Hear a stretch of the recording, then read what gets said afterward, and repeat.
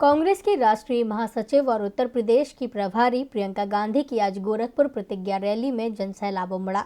UP के CM Yogi Adityanath के गढ़ में पहुंची प्रियंका ने केंद्र व राज्य सरकार के खिलाफ लगभग हर मुद्दे को छुआ। उन्होंने 3 कृषि कानूनों से लेकर पेट्रोल डीजल के बढ़ते दाम और यूपी में महिलाओं की परेशानी, बेरोजगार युवा और जर्जर स्वास्थ्य व्यवस्था पर भी सवाल खड़े किए। गोरखपुर प्रतिज्ञा रैली में मंच पर माइक थामते ही कांग्रेस महासचिव प्रियंका गांधी ने मोदी योगी सरकार पर आरोपों की बौछार कर दी। प्रियंका ने कहा कि योगी आदित्यनाथ गुरु गोरखनाथ के विचारों के विपरीत शासन चला रहे हैं।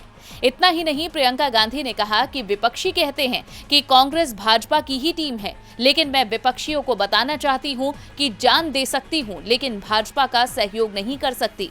कांग्रेस महासचिव ने कहा कि पिछले 2 सालों में मैं यूपी में काफी घूमी हूं। ये जाना है कि ये आस्था का देश है। हम देश, धरती, धर्म और नेताओं में आस्था रखते हैं।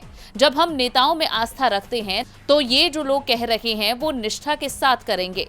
जब हम बड़े बड़े विज्ञापन देखते हैं तो बताया जाता है कि बहुत काम हुआ है, विकास हो गया, तो आस्था की वजह से लगता है कि विज्ञापन दिया है तो कहीं ना कहीं विकास हुआ ही होगा। पीएम कह रहे हैं, सीएम कह रहे हैं तो लगता है कि इसमें कुछ तो सच्चाई होगी, लेकिन जब देखते हैं तो कहीं पर भी बीजेपी का विकास नहीं दिखता। प्रियंका गांधी ने गृह मंत्री अमित शाह पर निशाना साधते हुए कहा, मैं अमित शाह का बयान सुन रही थी। वे कह रहे थे कि उत्तर प्रदेश में आज बाहुबलियों को ढूंढना होता है तो दूरबीन की जरूरत पड़ती है, जबकि उनके पास अजय मिश्र खड़े थे जिनके बेटे ने किसानों को कुचल दिया। मैं उन्हें कहना चाहती हूं कि दूरबीन छोड़िए, चश्मा लगाइए। प्रियंका गांधी ने कहा, महिलाएं समझदार होती हैं, महिलाओं में लड़ने की क्षमता होती है। महिलाओं के खिलाफ अत्याचार हुआ है, लेकिन जब राजनीति में और महिलाएं आएंगी तो हम हर अत्याचार का सामना करेंगे।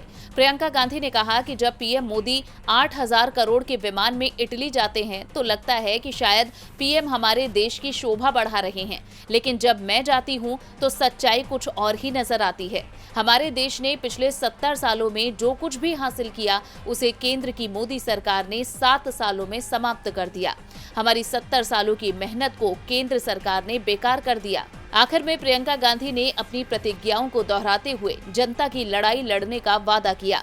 अब देखना होगा कि जनता क्या ये जिम्मेदारी भविष्य में कांग्रेस को देती है या नहीं। डीबी लाइव की रिपोर्ट।